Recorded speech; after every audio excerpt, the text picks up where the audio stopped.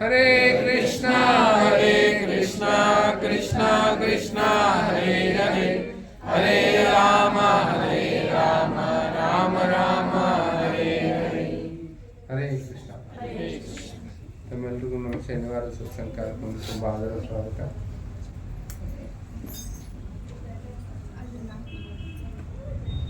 ಕಳೆದ ಕೆಲವೊಂದು ವಾರದಿಂದ ನಾವು ಈ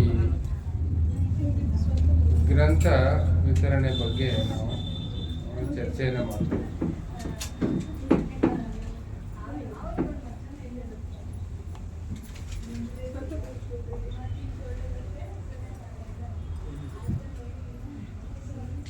ಎಲ್ಲರೂ ಕಂಫರ್ಟೇಬಲ್ ಆಗಿದ್ರ?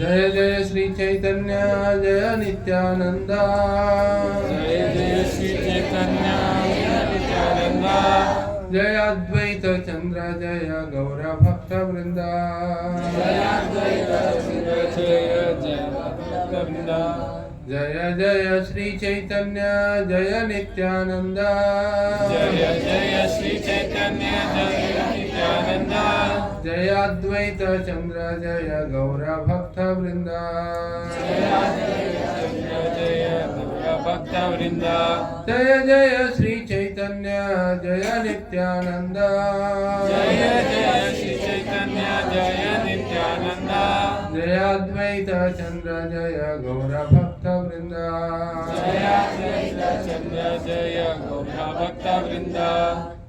हरे कृष्ण. हरे कृष्ण.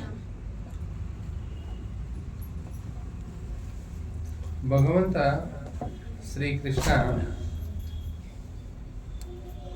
ಅವನಿಗೆ ನಾವು ಹೇಳ್ತೀವಿ ಸರ್ವಜ್ಞ ಅಂತ. ಏನು ಹೇಳ್ತೀವಿ? ಸರ್ವಜ್ಞ. ಅವನು ಎಲ್ಲವನ್ನು ಅವನು ಬಲ್ಲ. ಭೂತ ವರ್ತಮಾನ ಭವಿಷ್ಯ ಎಲ್ಲವನ್ನು ಬಲ್ಲ. ಯಾಕಂದ್ರೆ ಎಲ್ಲವೂ ಅವನ ಅನತಿ ಅಂತ ನಡೆಯುತ್ತೆ. ಸೂರ್ಯ ಚಂದ್ರರು ಅವನ ಒಂದು ಹೆದರಿಕೆಯಿಂದ ಅವರು ಸರಿಯಾದ ಸಮಯದಲ್ಲಿ ಉದಯ ಅಸ್ತ ಆಗ್ತಾರೆ. ಅಗ್ನಿ ಅವನ ಭಯದಿಂದ ಅದು ಸುಡುತ್ತೆ. ವಾಯು ಅವನ ಭಯದಿಂದ ಅದು ವಹಿಸುತ್ತೆ. ಈ ರೀತಿ ಎಲ್ಲ ಶಾಸ್ತ್ರದಲ್ಲಿ ಹೇಳಾಗಿದೆ. ಯದ್ಭಯಾತ್ ವಾತಿ ವಾತು ಸೂರ್ಯ ಸ್ಥಪತಿ ಯದ್ಭಯಾತ್. ಸೂರ್ಯ ಶಾಖ ಬೆಳಕು ಕೊಡೋದು ಅವನ ಭಯದಿಂದ. ಭಗವಂತನ ಒಂದು ಅವನು ಸರ್ವಜ್ಞ ಮತ್ತು ಸರ್ವನಿಯಾಮಕನಾಗಿದ್ದಾನೆ. ಆದರೆ ಅವನಿಗೆ ಯಾವಾಗಲೂ ಒಂದು ಆಶ್ಚರ್ಯ ಆಗಿರುತ್ತೆ, ಪಜಲ್. ಏನಂದ್ರೆ ಅವನು ಎಲ್ಲರೂ ಅವನು ಸೇವೆಯನ್ನು ಬಯಸ್ತಾ ಇದ್ದಾರೆ, ಸೇವೆಯನ್ನು ಮಾಡ್ತಾ ಇದ್ದಾರೆ. ಆದರೆ ಆ ಸೇವೆಯನ್ನು ಪಡೆದುಕೊಳ್ಳುವಂಥ ಅವನಿಗೆ ಸೇವೆ ಮಾಡ್ತಾ ಇರುವಂಥ ಭಕ್ತರು ಏನಿದಾರಲ್ಲ ಅವ್ರಿಗೆ ಆನಂದ ಆಗ್ತದೆ. ಅಷ್ಟು ಆನಂದ ಇವ್ರಿಗೆ ಆಗ್ತಾ ಇದೆ. ಯಾರಿಗೆ? ಕೃಷ್ಣನಿಗೆ. ಕೃಷ್ಣ ಅವನು ಸಚ್ಚಿದಾನಂದ ವಿಗ್ರಹನಾಗಿದ್ದಾನೆ. ಅವನು ಯಾವಾಗಲೂ ಸನಾತನವಾಗಿ ಇರುವಂಥ ಸಂಪೂರ್ಣ ಜ್ಞಾನ ಮತ್ತು ಆನಂದದಿಂದ ಸೇರಿರುವಂಥ ಶರೀರವನ್ನು ಹೊಂದಿದ್ದಾನೆ. ಅಥವಾ ಅವನ ವಿಗ್ರಹ, ಅವನ ರೂಪ ಏನಿದೆ ಸಚ್ಚಿದಾನಂದ ಆಗಿದೆ. ಸಚ್ಚಿದಾನಂದ ವಿಗ್ರಹ ಆದ ಭಗವಂತನಿಗೆ ಬೃಂದಾವನದ ಗೋಪಿಯರು ಏನು ಅವನ ಸೇವೆಯನ್ನು ಮಾಡ್ತಾರೆ, ಅವರೇನು ಆನಂದವನ್ನು ಹೊಂದ್ತಾ ಇದ್ದಾರೆ ಅವನ ಸೇವೆಯಿಂದ, ಅವನಿಗೆ ಆಗ್ತಾ ಇಲ್ಲ. ಅದಕ್ಕೋಸ್ಕರ ಅವನಿಗೆ ಯಾವಾಗಲೂ ಒಂದೇನೋ ಆಶ್ಚರ್ಯ. ವಿಶೇಷವಾಗಿ ಶ್ರೀಮತಿ ರಾಧಾರಾಣಿ ಎಲ್ಲ ಸೇವಕರಲ್ಲಿ ಮುಂಚೂಣಿನಲ್ಲಿರೋರು. ಅವಳು ಮಾಡ್ತಾ ಇರೋ ಸೇವೆ ಆನಂದದಿಂದ ಆ ಸಂಪೂರ್ಣ ಆನಂದವನ್ನು ಅವರಷ್ಟು ಆನಂದವನ್ನು ಅವನಿಗೆ ಹೊಂದಕ್ಕೆ ಆಗ್ತಾ ಇಲ್ಲ. ಅವನು ಸೇವೆ ಮಾಡೋದ್ರಿಂದ ಅವರೇನು ಆನಂದ ಪಡಿಸ್ಬೇಕು. ಅದಕ್ಕೋಸ್ಕರ ಆ ಒಂದು ಶ್ರೀಮತಿ ರಾಧಾರಾಣಿ ಗೋಪಿಯರು ಏನು ಆನಂದವನ್ನು ಹೊಂದ್ತಾರಲ್ಲ, ಅದನ್ನ ಆಸ್ವಾದನೆ ಮಾಡಲಿಕ್ಕೆ ಅವನು ಏನು ಮಾಡ್ತಾನೆ, ಭಗವಂತ ಸ್ವತಃ ಅವನು ಭಕ್ತನ ರೂಪದಲ್ಲಿ ಬರ್ತಾನೆ. ಅವನು ಆ ಶ್ರೀಮತಿ ರಾಧಾರಾಣಿ ಅಂದರೆ ತನ್ನ ಭಕ್ತನ ಒಂದು ಭಾವನೆಯನ್ನು ಅಂಗೀಕಾರ ಮಾಡಿ, ಶ್ರೀಮತಿ ರಾಧಾರಾಣಿಯ ಭಾವವನ್ನು ಅಂಗೀಕಾರ ಮಾಡಿ ಕೃಷ್ಣನ ಒಂದು ಸೇವೆಯಲ್ಲಿ ಏನು ಆನಂದ ಇದೆ ಅದನ್ನು ಸವಿಲಿಕ್ಕೆ ಬರ್ತಾನೆ. ಅದೇ ಶ್ರೀ ಚೈತನ್ಯ ಮಹಾಪ್ರಭು. ಸ್ವಯಂ ಶ್ರೀಕೃಷ್ಣ ಶ್ರೀಮತಿ ರಾಧಾರಾಣಿಯ ಭಾವದಲ್ಲಿ ಅವಳ ಒಂದು ಅಂಗಕಾಂತೆಯನ್ನು ತೆಗೆದುಕೊಂಡು ಬಂದಿರುವಂಥ ರೂಪ ಚೈತನ್ಯ ಮಹಾಪ್ರಭು. ಯಾವ ರೀತಿ ಅಂದರೆ, ಈಗ ಒಂದು ಆಚಾರ್ಯ ಒಂದು ಉಪಮೆಯನ್ನು ಕೊಡ್ತಾರೆ. ಆ ಒಂದು ಕಬ್ಬಿದೆ, ಕಬ್ಬು. ಆ ಕಬ್ಬು ತಿನ್ನೋರಿಗೆ ಆನಂದ ಜಾಸ್ತಿ ಆಗುತ್ತಾ, ಕಬ್ಬಿಗೆ ಆನಂದ ಜಾಸ್ತಿ ಆಗುತ್ತಾ? ಕಬ್ಬಿ ಬಹಳ ರುಚಿಯಾಗಿದೆ, ಅದನ್ನು ನಾವು ಸವಿತೀವಿ, ಅದನ್ನು ಸೇವನೆ ಮಾಡ್ತೀವಿ, ಅದು ನಮಗೆ ಬಹಳ ಆನಂದ ಆಗುತ್ತೆ. ಆದರೆ ಆ ಕಬ್ಬಿಗೆ ಗೊತ್ತಾಗೋದಿಲ್ಲ ಅದ್ರ ರುಚಿ. ಆ ರೀತಿ ಕೃಷ್ಣ ಅಂದರೆ ಅವನು ಅಷ್ಟೊಂದು, ಅವನೇನು ಮಧುರ. ನಾವು ಈ ಹಾಡನ್ನು ಕೇಳಿದ್ವಿ, ಮಲ್ಲವಾಚಾರ್ಯರು. ಅಧರಂ ಮಧುರಂ ನಯನಂ ಮಧುರಂ ಹಸಿತಂ ಮಧುರಂ, ಎಲ್ಲ ಮಧುರ. ಕೃಷ್ಣ ವೇಣುರ್ ಮಧುರೋ ಗಾನ ಮಧುರೋ, ರೇಣುರ್ ಮಧುರೋ ಗೀತಂ ಮಧುರಂ, ಇದೆಲ್ಲ ಕೇಳಿದ್ವಲ್ಲ, ಎಲ್ಲವೂ ಮಧುರ. ಕೃಷ್ಣಗೆ ಎಲ್ಲವೂ ಏನಾಗಿದೆ, ಅದು ಅತ್ಯಂತ ಸಿಹಿಯಾಗಿದೆ. ಕೃಷ್ಣನಿಗೆ ಸಂಬಂಧಪಟ್ಟಿದ್ದೆಲ್ಲ ಸಿಹಿಯಾಗಿದೆ. ಯಮುನಾ ಮಧುರ, ಘಾವ, ಹಸುಗಳು ಮಧುರ, ಎಲ್ಲ ಬಹಳ ಐತಿ, ಎಲ್ಲವೂ ಮಧುರವಾಗಿದೆ ಒಂದು. ಆದರೆ ಅವನು ಭಕ್ತರು ಏನು ಅದನ್ನು ಅನುಭವವನ್ನು ಮಾಡ್ತಾ ಇದ್ದಾರೆ, ಅವ್ರಿಗೆ ಹೆಚ್ಚು ಒಂದು ಮುದ ಆನಂದ ಆಗ್ತಾ ಇದೆ.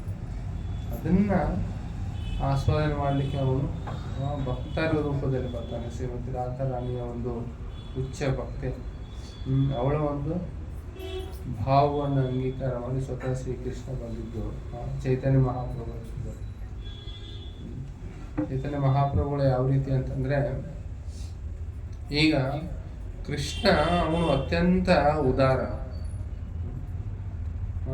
ದೀನಬಂಧು ಅಂತ ಎಲ್ಲ ಒಂದು ಭಕ್ತವತ್ಸಲ, ದೀನಬಂಧು. ದೀನಬಂಧು ಅಂದರೆ ಅತ್ಯಂತ ಒಂದೇನು ಹೇಳ್ತಾರೆ, ಎಲ್ಲ ಈ ಭೌತಿಕ ಜಗತ್ತಿನಲ್ಲಿ ಭವನಿಗಳಿಂದ ಬಸ್ಸುಗಳಿಂದ ಓದಿರುವಂತಹ ಜನರಿಗೆ ಅವನು ಒಂದೇ ಆಶ್ರಯ. ಆ ದೀನಬಂಧು ಅವನು ಮತ್ತೆ ಯಾವಾಗ ಶ್ರೀಮತಿ ರಾಧಾರಾಣಿಯ ಭಾವವನ್ನು ಧರಿಸ್ತಾರೆ, ಆಗ ಅವ್ರಿಗೆ ಹೇಳ್ತಾರೆ, ನಮೋ ಮಹಾವದಾನ್ಯಾಯ ಕೃಷ್ಣ ಪ್ರೇಮ ಪ್ರದಾಯತೆ ಕೃಷ್ಣಾಯ ಕೃಷ್ಣ ಚೈತನ್ಯ ನಾಮ್ನೇ ಗೌರತ್ವಿಷಯ. ಮಹಾವದಾನ್ಯಾಯ, ವದಾನ್ಯ ಅಂತಂದ್ರೆ ಏನು? ಔದಾರ್ಯ, ಉದಾರತೆ. ಉದಾರತೆ ಯಾವಂದ್ರೆ ಎಲ್ಲವನ್ನು, ಅವರಲ್ಲಿರುವಂಥ ಎಲ್ಲವನ್ನು ಸಂಪೂರ್ಣವಾಗಿ ದಾರಿ ಎರೆದು ಕನಿಕರದಿಂದ, ಓಕೆ ನೀವು ತಗೊಳ್ಳಿ. ಮಹಾವದಾನ್ಯ ಅಂದರೆ ಸರಿ ಏನು ಅಂದರೆ, ತುಂಬ ಅವನು ದಾನಶೂರ ಇರ್ತಾನಂತೆ ಒಬ್ಬ ವ್ಯಕ್ತಿ, ಅಥವಾ ಒಬ್ಬ ರಾಜ ತುಂಬ ದಾನಶೂರನಾಗಿದ್ದಾನೆ. ಅವನೇನು ಮಾಡ್ತಾನಂದರೆ, ಅವನು ಎಲ್ಲ ಸಂಪೂರ್ಣ ಅವನು ಖಜಾನೆಯನ್ನು ತೆಗೆದುಬಿಟ್ಟು ಅವನು ತಗೊಳ್ಳಿ, ಏನು ಬೇಕು ನಿಮಗೆಲ್ಲ ತಗೊಳ್ಳಿ. ಆ ರೀತಿ ಅಂದರೆ ಮಹಾವದಾನ್ಯ, ಅತ್ಯಂತ ಉದಾರವಾಗಿರುವಂಥ. ಈ ಉದಾರವಾಗಿರುವಂಥ ಭಗವಂತ ಅವರು ಏನು ಮಾಡ್ತಾರೆ, ಈಗ ಏನು ಕೊಡ್ತಾ ಇದ್ದಾರೆ, ಅತ್ಯಂತ ದುರ್ಲಭ ಪ್ರೇಮ ಕರಿಬಾರೆದ. ಅಂದರೆ ಎಲ್ಲ ಶಾಸ್ತ್ರಗಳಿಂದ, ಎಲ್ಲ ಅವತಾರಗಳಿಂದ, ಎಲ್ಲ ಒಂದು ಆಚಾರದಿಂದ ಏನು ಕೊಡಲಿಕ್ಕಾಗಿಲ್ಲ, ಏನು ಅತ್ಯಂತ ದುರ್ಲಭವಾಗಿದೆ ಅಂತ ಒಂದು ಪ್ರೇಮವನ್ನು ಅವನು ಏನು ಮಾಡ್ತಾನೆ, ಎಲ್ಲರಿಗೂ ಅವ್ರು ಕೊಡ್ತಾ ಇದ್ದಾರೆ. ಸ್ವತಃ ತನಗೆ ಪ್ರೇಮ. ಕೃಷ್ಣ ಭಗವದ್ಗೀತೆಯಲ್ಲಿ ಏನು ಹೇಳಿದ್ರು, ಕೃಷ್ಣಾವತಾರದಲ್ಲಿ ಏನು ಹೇಳಿದ್ರು, ನಿಮಗೆ ಏನು, ಸರ್ವಧರ್ಮಾನ್ ಪರಿತ್ಯಜ್ಯ ಮಾಮೇಕಂ ಶರಣಂ ವ್ರಜ ಅಹಂ ತ್ವಾಂ ಮೋಕ್ಷಯಿಷ್ಯಾಮಿ ಅಹಂ ತಾಂ ಸರ್ವ ಪಾಪೇಭ್ಯೋ ಮೋಕ್ಷಯಿಷ್ಯಾಮಿ ಮಾ ಎಲ್ಲ ಪ್ರಕಾರದ ಧರ್ಮಗಳನ್ನೆಲ್ಲ ನೀವು ತ್ಯಾಗ ಮಾಡಿ ನನಗೊಬ್ಬನಿಗೆ ಶರಣಾಗ. ಅವಾಗ ನಾನು ಏನು ಮಾಡ್ತೇನೆ, ನಿಮಗೆ ಒಂದು ಆಶೀರ್ವಾದ ಕೊಡ್ತೇನೆ, ಎಲ್ಲ ಪಾಪಗಳಿಂದ ರಕ್ಷಣೆಯನ್ನು ಕೊಡ್ತೇನೆ ಅಂತೇಳಿ. ಆದರೆ ಚೈತನ್ಯ ಮಹಾಪ್ರಭುಗಳು ಅವರು ಈ ಕಂಡೀಷನ್ ಇಡ್ಲಾರ್ದೆ ಏನು ಮಾಡ್ತಾರೆ, ಎಲ್ಲರಿಗೂ ಅವರು ಕೃಪೆಯನ್ನು ಕೊಡ್ತಾರೆ.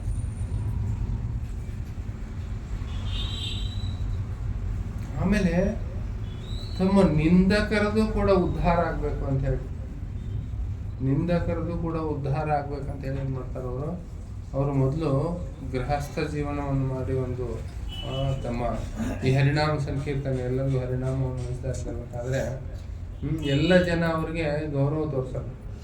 ಅವ್ರಿಗೆ ಏನು ಮಾಡ್ತಾರೆ, ಒಂದು ಸಾರಿ ಅವರು ಏನು ಮಾಡ್ತಾ ಇರ್ತಾರೆ, ಗೋಪಿಯರ ನಾಮಸ್ಮರಣೆ ಮಾಡ್ತಾ ಇರ್ತಾರೆ. ಶ್ರೀಮತಿ ರಾಧಾರಾಣಿ ಗೋಪಿಯರ ನಾಮಸ್ಮರಣೆಯನ್ನು ಮಾಡ್ತಾ ಇರ್ತಾರೆ. ಆಗ ಯಾರೋ ಬ್ರಾಹ್ಮಣರು ಯಾರೋ ಹುಡುಗ ಹೇಳಕ್ ಬರ್ತಾನೆ, ಈ ಶಾಸ್ತ್ರದಲ್ಲೆಲ್ಲ ಹೇಳಿದೆ ಭಗವಂತನ ನಾಮಸ್ಮರಣೆ ಮಾಡಬೇಕು ಅಂತ ಹೇಳಿ, ನೀನೇನು ಮಾಡ್ತಾ ಇದೀಯಾ, ಗೋಪಿಯರ ನಾಮಸ್ಮರಣೆ ಮಾಡ್ತಾ ಇದೀಯ ಅಂತ. ಆಗ ಅವ್ರಿಗೆ ಕೋಪ ಬರುತ್ತೆ, ನೀನು ಯಾರು ನನಗೆ ಹೇಳೋನು, ಅವನೇನು ಕೃಷ್ಣ, ಅವನು ಲಂಪಟ, ಅವನು ಹಾಗೆ ಮೋಸ ಮಾಡಿದ, ಗೋಪಿಯರ ಭಾಗದಲ್ಲಿ ಹೇಳಿತ್ತು, ಆ ರೀತಿಯಲ್ಲೇ ಹೇಳ್ತಾರೆ. ಆಗ ಅವರು ಜನ ಈ ನಿಮಾಯಿ ಪಂಡಿತ್ ಏನಿದ್ದಾನೆ ಅವನು ಹುಚ್ಚಾಗಿದ್ದಾನೆ, ಅವನಿಗೆ ಯಾರಿಗಾದ್ರೂ ಏನು ಹೇಳಕ್ಕೆ ಹೋದರೆ ಅವನು ಬ್ರಾಹ್ಮಣರಿಗೆ ಹೊಡಿಲಿಕ್ಕೆ ಬಂದಿದ್ದ, ಹಾಗೆ ಹೀಗೆ ಅವನು ನಿಂದನೆ ಮಾಡಲಿಕ್ಕೆ. ಅದಕ್ಕೆ ಅವರು ಚೈತನ್ಯ ಮಹಾಪ್ರಭು ಸ್ವತಃ ಶ್ರೀ ಕೃಷ್ಣ ಆಗಿದ್ದು ಕೂಡ ಅವರು ಏನು ಹೇಳ್ತಾರೆ, ಈ ಜನ ಅಂದರೆ ನಾನು ಸಾಮಾನ್ಯವಾಗಿ ಈ ಗೃಹಸ್ಥ ಧರ್ಮದಲ್ಲಿದ್ದರೆ ಎಲ್ಲರೂ ಏನು ಮಾಡಲ್ಲ, ಇವರು ಗೌರವವನ್ನು ಕೊಡೋದಿಲ್ಲ. ಅದಕ್ಕೋಸ್ಕರ ಅಂಥ ಜನರದ್ದು ಕೂಡ ನಿಂದಕರದ್ದು ಕೂಡ ಉದ್ಧಾರ ಆಗ್ಬೇಕಂತ ಹೇಳಿ ಅವರು ನಮ್ಮ 24ನೇ ವಯಸ್ಸಿಗೆ ಅವ್ರಿಗೆ ಆವಾಗಲೇ ಮದುವೆ ಆಗಿರುತ್ತೆ. 16 ವರ್ಷದ ಪತ್ನಿ ಇರ್ತಾಳೆ ಮನೆಯಲ್ಲಿ, ಕೇವಲ 16 ವರ್ಷದ ಪತ್ನಿ ಮತ್ತು ವಿಧವೆ ತಾಯಿ. ಅವರನ್ನ ಬಿಟ್ಟು ಏನು ಮಾಡ್ತಾರೆ, ಅವರು ಗೃಹ ತ್ಯಾಗ ಮಾಡಿ ಸನ್ಯಾಸವನ್ನು ತೆಗೆದುಕೊಂಡು ಈ ರೀತಿ ನಿಂದಕರಿಗೂ ಕೂಡ ತಮ್ಮ ಕೃಪೆಯನ್ನು ಮಾಡಲಿಕ್ಕೆ ಅವರು ಚೈತನ್ಯ ಮಹಾಪ್ರಭುಗಳು ಸನ್ಯಾಸವನ್ನು ತೆಗೆದುಕೊಂಡು.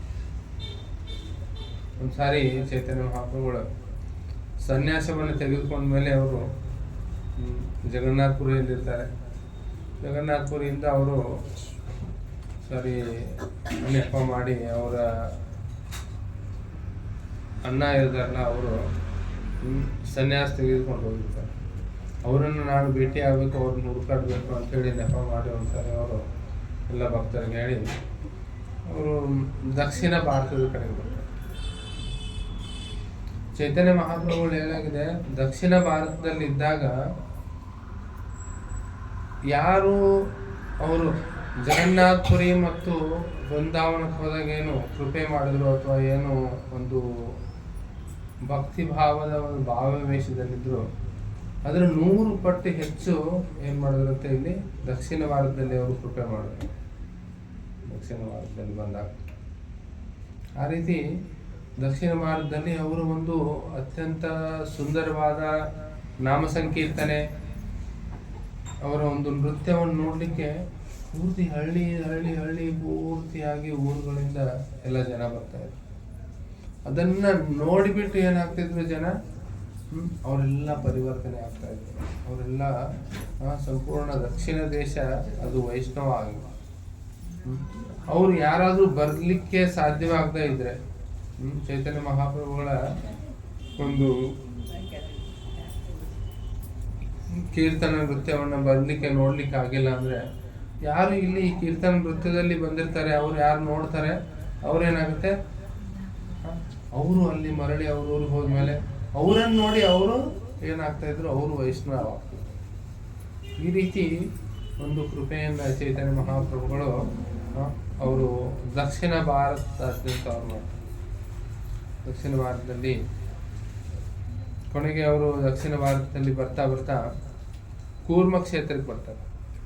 ಕೂರ್ಮ ಕ್ಷೇತ್ರ ಅಂದರೆ ಇದು ಆಂಧ್ರ ಪ್ರದೇಶದಲ್ಲಿದೆ. ಕೂರ್ಮಕ್ಷೇತ್ರ ಯಾರಾದ್ರೂ ಹೋಗಿದ್ದೀರಾ? ಅಲ್ಲಿ ಕೂರ್ಮ ದೇವರ ವಿಗ್ರಹ ಇದೆ. ಅಲ್ಲಿ ಅನೇಕ ಆಮೆಗಳೆಲ್ಲ ಇರ್ತವೆ. ಅಲ್ಲಿ ಬರ್ತಾರೆ. ಅಲ್ಲಿ ಬಂದು ಅವರು ಕೂರ್ಮದೇವರ ಒಂದು ಸ್ತುತಿಯನ್ನು ಮಾಡ್ತಾರೆ. ದೇವಸ್ಥಾನದಲ್ಲಿ ಒಂದು ನರ್ತನೆ ಕೀರ್ತನೆ ಎಲ್ಲ ಮಾಡ್ತಾರೆ. ಕೀರ್ತನೆ ಮಾಡಿ ಅವ್ರು ನೋಡ್ಬೇಕಂತಿರ್ತಾರೆ. ಅವಾಗ ಅಲ್ಲಿಯ ಬ್ರಾಹ್ಮಣ ಬರ್ತಾರೆ. ಕೂರ್ಮದೇವರ ಅವರು ಪೂಜಾರಿ ಇರ್ತಾರೆ. ಅವರು ಕೂರ್ಮ ಬ್ರಾಹ್ಮಣ ಅವ್ರ ಹೆಸರು. ಕೂರ್ಮಕ್ಷೇತ್ರ ಕೂರ್ಮದೇವರ ಪೂಜಾರಿ, ಅವ್ರ ಹೆಸರೇ ಕೂರ್ಮ ಬ್ರಾಹ್ಮಣ. ಆ ಕೂರ್ಮ ಬ್ರಾಹ್ಮಣ ಅವ್ರು ಬರ್ತಾರೆ. ಬಂದು ಚೈತನ್ಯ ಮಹಾಪ್ರಭು ಹೇಳ್ತಾರೆ, ದಯವಿಟ್ಟು ಇವತ್ತು ನೀವು ನಮ್ಮ ಮನೆಗೆ ಬಂದು ನಮ್ಮ ಆತಿಥ್ಯ ಸ್ವೀಕಾರ ಮಾಡಬೇಕು. ಆಗ ಚೈತನ್ಯ ಮಹಾಪ್ರಭು ಅವ್ರ ಮನೆಗೆ ಹೋಗ್ತಾರೆ. ಮನೆಗೆ ಹೋದ್ಮೇಲೆ ಅವರು ಬ್ರಾಹ್ಮಣರೆಲ್ಲ ಅವರ ಪಾದ ಪ್ರಕ್ಷಾಳನವನ್ನು ಮಾಡಿ ಅವೆಲ್ಲ ನೀರನ್ನು ಅವರು ತಮ್ಮ ಮನೆಯವ್ರ ತಲೆ ಮೇಲೆಲ್ಲ ಹಾಕ್ತಾರೆ, ಕುಡಿಲಿಕ್ಕೆ ಕೊಡ್ತಾರೆ. ತಾವು ಕೂಡ ಪ್ರೋಕ್ಷಣೆ ಮಾಡಿಕೊಂಡು ಆ ನೀರನ್ನು ಕುಡಿತಾರೆ. ಚೈತನ್ಯ ಮಹಾಪ್ರಭುಗಳ ಪಾದ ಪ್ರಕ್ಷಾಳನೆ ಮಾಡುವಂಥ ನೀರನ್ನು. ಆಗ ಅವ್ರು ಹೇಳ್ತಾರೆ, ಬ್ರಹ್ಮನಿಗೂ ದುರ್ಲಭವಾಗಿರುವಂಥ ಏನು ನಿಮ್ಮ ಪಾದ ಪದ್ಮಗಳಿದಾವಲ್ಲ, ಅವು ಇವತ್ತು ನಮ್ಮ ಮನೆಯವರೆಗೆ ಬಂದಿವೆ. ನಮ್ಮ ಭಾಗ್ಯ ಏನಿದೆ ಅದಕ್ಕೆ ಸೀಮೆ ಇಲ್ಲದ ಅಂತಾಗಿದೆ. ಆದರೆ ಈ ಭೌತಿಕ ಜೀವನದಲ್ಲಿ, ಭೌತಿಕ ಜಗತ್ತಿನಲ್ಲಿ ಇಷ್ಟೊಂದು ಕಷ್ಟ ಕೋಟ್ಲೆಗಳಿದಾವಲ್ಲ, ಅವ್ರು ಹೇಳ್ತಾರೆ, ನಾನೇನು ಮಾಡ್ತೇನೆ, ನಾನು ಈ ಸಂಸಾರ ನನಗೆ ಸಾಕು, ನಾನು ನಿಮ್ಮ ಜೊತೆಗೆ ಬಂದ್ಬಿಡ್ತೇನೆ.